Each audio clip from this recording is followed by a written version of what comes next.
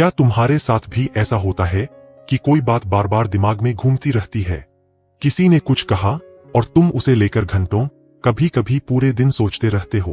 कोई बात जो हो चुकी है उसे तुम मन में बार बार दोहराते हो, या फिर जो आने वाला है उसका डर, उसकी कल्पनाएं तुम्हारे अंदर बेचैनी भर देती है। यही है ओवरथिंकिंग, यानी जरूरत से ज्यादा सोचना, और यह धीरे धीरे हमारे जीवन की सबसे बड़ी बीमारी बन चुकी है। गौतम बुद्ध ने 2500 साल पहले ही इस मन की बीमारी को पहचान लिया था। उन्होंने कहा था, मन ही सब कुछ है, जैसा तुम सोचते हो वैसा ही बन जाते हो। लेकिन आज इंसान सोचने का मालिक नहीं रहा, वो अपने ही विचारों का गुलाम बन चुका है।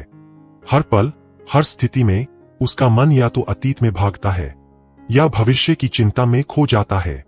वर्तमान क्षण, जो असली जीवन है, वो उसके हाथ से फिसल जाता है।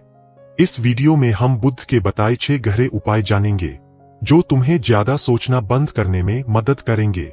ये उपाय सिर्फ मानसिक शांति नहीं देंगे, बल्कि तुम्हारी सोच को इतना शांत बना देंगे कि तुम्हें खुद अपनी जिंदगी नई लगने लगेगी।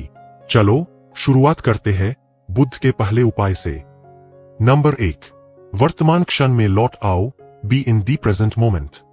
बुद्ध कहते हैं, अतीत बीत चुका है, भविष्य अभी आया नहीं है, केवल यह क्षण तुम्हारा है। हमारा मन सबसे ज्यादा अशांत तब होता है जब वह इस क्षण में नहीं होता। सोचो, जब तुम अतीत की किसी गलती के बारे में सोचते हो तो क्या होता है? अफसोस, अपराधबोध, गम। और जब तुम भविष्य के बारे में सोचते हो, क्या होगा, क्या नहीं होगा, तो डर, चिंता, बेचैनी। इन दोनों ही दिशाओं में तुम दुख की तरफ जाते हो। बुद्ध ने सिखाया माइंडफुलनेस, यानी सजगता। इसका अर्थ है इस क्षण में पूरी तरह उपस्थित होना। जो तुम कर रहे हो उसमें पूरा मन लगाना। जब तुम खाना खा रहे हो तो सिर्फ खाना खाओ, फोन मत देखो, सोचो मत कि आगे क्या करना है। बस हर कौर को महसूस करो। जब तुम चल रहे हो तो सिर्फ चलो, हर कदम को महसूस करो, हवा को महसूस करो। धीरे धीरे तुम्हारा मन समझेगा कि शांति सोचने में नहीं, अनुभव करने में है। बुद्ध कहते थे, जब तुम वर्तमान को देखना शुरू करते हो तो अतीत और भविष्य की जंजीरें खुद टूट जाती है। वर्तमान क्षण में जीना ओवरथिंकिंग को खत्म करने का पहला और सबसे गहरा रास्ता है, क्योंकि जब तुम अब में लौट आते हो तो मन को भटकने की जगह ही नहीं मिलती। नंबर 2, विचारों को रोकने की नहीं, देखने की कोशिश करो, बी अ विटनेस। ज्यादातर लोग सोचते हैं कि ओवरथिंकिंग को रोकने का मतलब है विचारों को मिटा देना, लेकिन बुद्ध कहते हैं, तुम विचारों को रोक नहीं सकते, लेकिन उन्हें देख सकते हो। विचार हवा की तरह आते जाते हैं। अगर तुम उन्हें पकड़ने की कोशिश करते हो तो तुम और उलझ जाते हो, लेकिन अगर तुम सिर्फ देखने लगो, जैसे बादल आ रहे हों, जा रहे हों, तो धीरे धीरे मन शांत होने लगता है। बुद्ध ने इसे कहा साक्षी भाव, विटनेस कॉन्शियसनेस।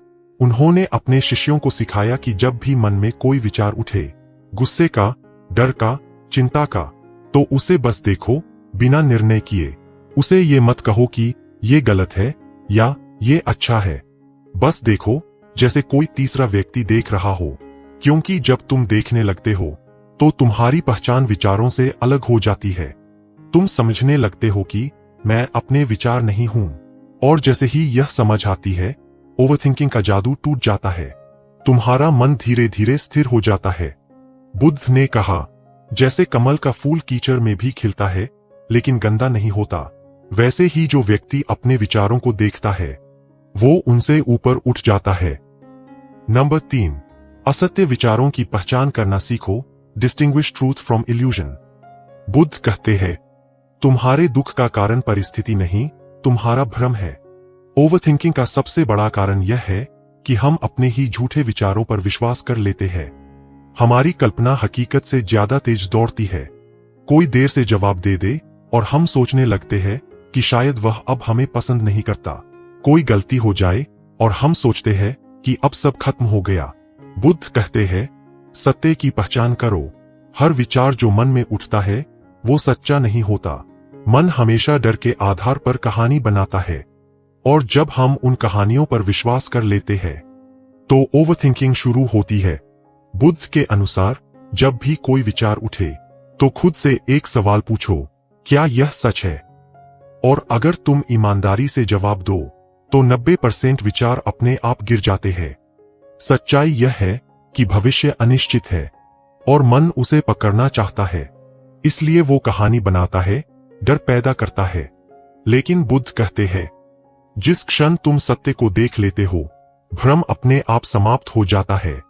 सच्चाई देखने की आदत तुम्हें मन की झूठी कहानियों से आजाद कर देती है। नंबर 4, मौन की साधना अपनाओ, प्रैक्टिस साइलेंस। बुद्ध ने कहा, मौन कोई खालीपन नहीं बल्कि पूर्णता है। आज का इंसान लगातार शोर में जी रहा है, बाहर का भी और भीतर का भी। फोन, सोशल मीडिया, लोगों की राय और अपने ही विचारों का तूफान। इस शोर में मन को सुनने की जगह ही नहीं बचती। बुद्ध अपने शिष्यों को अक्सर मौन ध्यान करने को कहते थे। कुछ देर के लिए चुप रहो, कुछ देर किसी से बात मत करो, और सबसे जरूरी, अपने विचारों से भी बात मत करो। शुरुआत में मुश्किल लगेगा, क्योंकि मन शोर मचाएगा, लेकिन धीरे धीरे वही शोर थक जाएगा और एक पल ऐसा आएगा जब भीतर से एक शांति उठेगी, एक ऐसा मौन जो शब्दों से परे है। बुद्ध कहते थे, जब तुम मौन होते हो तो तुम्हारे भीतर बुद्ध जन्म लेता है। मौन तुम्हें ओवरथिंकिंग से नहीं बल्कि खुद से जोड़ देता है। यह वह अवस्था है जहां विचारों की जरूरत ही नहीं रहती। 5, सही संगति में रहो, choose your company wisely. Buddha ने कहा, जैसी संगति वैसा मन। अगर तुम लगातार उन लोगों के बीच रहोगे जो शिकायत करते हैं, जो नकारात्मक सोचते हैं, जो हर बात में डर या गुस्सा फैलाते हैं, तो तुम्हारा मन भी वैसा ही बन जाएगा। ओवरथिंकिंग सिर्फ तुम्हारे अंदर से नहीं आती, वो तुम्हारे आसपास से भी आती है। बुद्ध कहते हैं, संगति मन को आकार देती है, इसलिए अगर तुम शांति चाहते हो तो उन लोगों के साथ रहो जो शांत है। उनसे बात करो जो सकारात्मक है, जो तुम्हें गहराई से समझते हैं, जो तुम्हें बेहतर इंसान बनने में मदद करते हैं। क्योंकि जब तुम शांति के माहौल में रहोगे तो मन भी शांत होना सीखेगा। बुद्ध के समय में संघ, कम्युनिटी का यही उद्देश्य था। एक ऐसा वातावरण जहां मन स्थिर हो सके, जहां विचारों की गहराई बढ़े, ना कि उलझन। नंबर 6, अनित्यता को समझो, सब कुछ बदलता है, अंडरस्टैंड इम्परमानेंस। बुद्ध का सबसे गहरा सिद्धांत था अनिच्चा, इम्परमानेंस। उन्होंने कहा, जो कुछ उत्पन्न हुआ है वह नष्ट भी होगा। ओवरथिंकिंग तब बढ़ती है जब हम किसी चीज को पकड़कर बैठ जाते हैं, किसी इंसान को, किसी स्थिति को, किसी भावना को। हम सोचते हैं ये हमेशा ऐसा ही रहेगा, लेकिन सच्चाई यह है, कुछ भी स्थायी नहीं है। जो दर्द आज तुम्हें परेशान कर रहा है वो भी एक दिन चला जाएगा। जो डर आज तुम्हें पकड़कर बैठा है वो भी बदल जाएगा। यह समझना ही मन को मुक्त कर देता है। बुद्ध कहते हैं, परिवर्तन को स्वीकार कर लो, यही मुक्ति है। जब तुम समझ लेते हो कि हर चीज बदल रही है तो तुम चिंता करना छोड़ देते हो, क्योंकि अब तुम्हें पता है कि यह पल, यह भावना, यह स्थिति हमेशा नहीं रहने वाली। अनित्यता को समझना ओवरथिंकिंग के जहर का सबसे सटीक इलाज है। कंक्लूजन, बुद्ध की शिक्षाएं तुम्हें यह नहीं सिखाती कि विचारों को मिटा दो, बल्कि यह सिखाती है कि विचारों से ऊपर उठ जाओ।